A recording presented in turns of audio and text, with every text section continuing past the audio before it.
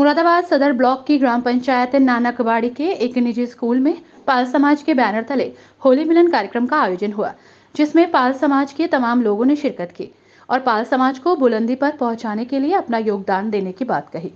रविवार को आयोजित होली मिलन कार्यक्रम में उत्तर प्रदेश के अलग अलग जनपदों से आए पाल समाज के लोगों द्वारा पाल समाज के उत्थान पर चर्चा की गई।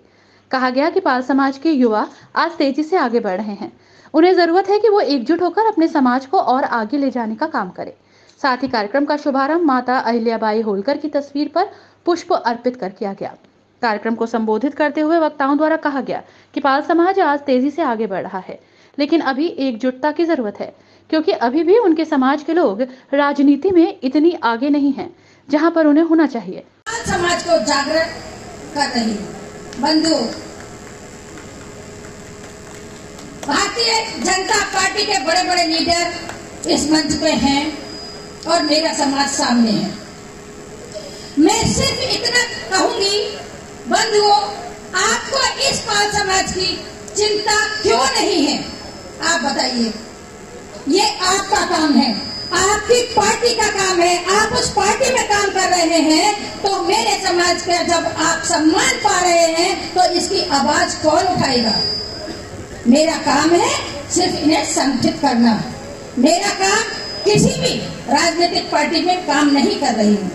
बंधुओं, बहुत बड़ी बड़ी बातें तो इस मंच से हो जाती हैं, लेकिन यहाँ के जाने के बाद कुछ नहीं होता। मैं फिर भी यही कहूंगी, बंधुओं, आपस में मत लड़ो, उनसे लड़ो जो आपके हक अधिकार पे कब्जा जमाए बैठे हैं। सब समझदार हैं, सब पढ़े लिखे हैं, सब जानते हैं। कोई भी नेता किसी भी पार्टी में हो मेरे समाज का, अगर उसके पीछे समाज नहीं है तो वो कुछ नहीं कर सकता। समाज नेता की रीढ़ होती है। अगर रीढ़ नहीं होगी तो व्यक्ति खड़ा नहीं होगा। कोई भी समाज का लीडर तब बनता है जब उसके पीछे समाज होता है। कब तक सोए रहोगे? कब तक अपना हक दूसरों को देते रहोगे? क्यों नहीं आवाज उठाते? कितने लोग हैं जो बीजेपी का काम कर रहे हैं और अपने हक अधिकार को आराम से छीनने दे रहे हैं। बंधुओं, विरोध करना सीखो, प्रदर्शन करना सीखो। जब आप विरोध करोगे तब आपकी आवाज वहां तक जाएगी, समर्थन में नहीं जाएगी। समर्थन में तो सिर्फ आते रहेंगे नेता, आपके लिए वोट की अपील करते रहेंगे और हम भी सबसे बड़े हिंदू बन के वोट देते रहेंगे, लेकिन उसके बाद कोई पलट के नहीं देखता। मैं आपसे एकदम सच्ची और सही बात कह रही हूँ, क्योंकि मुझे ना किसी पद का लालच है, ना किसी की कोई मदद का लालच है। मैं 30 साल से समाज से जुड़ी हूँ, यूं ही नहीं प्रदेश अध्यक्ष बन गई। मैं अपने छोटे छोटे बच्चों को लेके जाती थी पाल समाज की मीटिंग्स में। छोटे छोटे बच्चे, हस्बैंड भी रेलवे में जॉब करते थे, छुट्टी करा लेती थी। बंधुओं, बहुत संघर्ष किया है, लेकिन संघर्ष सफल जब होगा आप अपने हक और अधिकार को पहचानेंगे।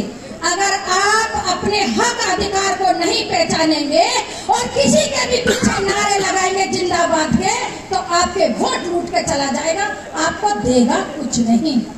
मैं फिर आपसे कह रही हूँ कि आप अपनी आंखें खोलो, आप अपनी आंखें खोलो। अपने समुदाय का किसी भी व्यक्ति को, चाहे वो कोई भी हो, आप उसको आगे बढ़ाओ। ऐसा नहीं कि अगर 10 आदमी पार्टी में काम कर रहे हैं तो 10 विधायक बन जाएंगे और 10 MP बन जाएंगे। ऐसा नहीं है। अगर 10 काम कर रहे हैं, उसमें से आपका काम है ये देखना कौन ईमानदार और कौन सक्षम है और कौन ऐसा व्यक्ति है जो आपकी आवाज विधानसभा और लोकसभा में उठाएगा।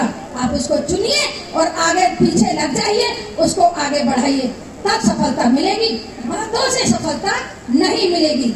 कुछ भी कर लीजिए, जब तक हम संगठन से नहीं जुड़ेंगे, जब तक हम विरोध करना नहीं सीखेंगे, जब तक हम अपने हक अधिकार को नहीं पहचानेंगे, तब तक हमारी आवाज नहीं जाएगी वहां तक। हमें अपनी आवाज पहुंचाने के लिए, जैसे अभी भैया कह रहे थे कि जाट समुदाय का इतना प्रांगण भर गया कि उन्होंने अपनी संख्या दिखा दी।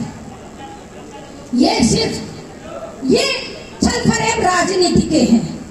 हमारा कोई भी नेता ऐसा नहीं है जो इस तरह का बीड़ा उठाए। अरे जिसको देखते हैं कि आप काम कर रहे हैं बीजेपी में, अपना लक्ष्य क्यों नहीं निर्धारित करते? अपना लक्ष्य निर्धारित करिए। आप किसी जिला पंचायत को चुनिए, आप किसी प्रमुख को चुनिए, आप कुछ तो बनने के लिए पार्टी में काम करिए कि सिर्फ दरी बिछाने का, सिर्फ वोट दिलवाने का काम कर रहे हैं। बारे के अंदर पार्टी की स्थिति खराब थी कि हम पूरे प्रदेश में मात्र 47 विधायक बना पाए थे।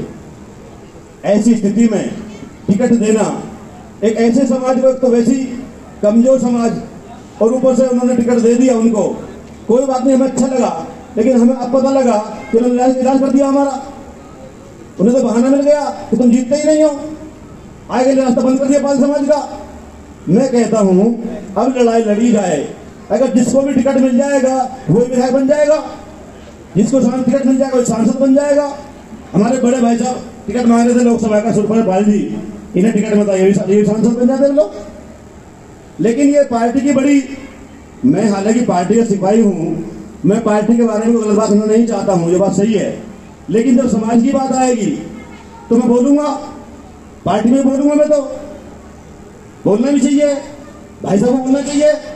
भाई तुमने टिकट ऐसे ढंग पर दिया हमें 2012 में, पार्टी की स्थिति बड़ी बेकार थी, सब हारे, बड़े बड़े नेता हार गए, उत्तम पाल दिया करते उसमें। आप जीत सकते हैं तो तुम टिकट दे रहे हो। तो लड़ाई ये है कि टिकट कैसे मिले। आज हमारे भाई साहब सुरपाल पाल जी स्थिति में हैं कि हमारे लिए कुछ कर सकते हैं, टिकट में बदल कर सकते हैं। अभी चुनाव लड़े, देखिए मैं रामपुर जिले का चुनाव जिलाधिकारी रहा, जो संगठन चुनाव होता है पिछले वाला। साथ ही इस मौके पर प्रदेश अध्यक्ष राजेश कुमार पाल, मंडल अध्यक्ष सुनील पाल, आकाश कुमार पाल आदि लोग मौजूद रहे।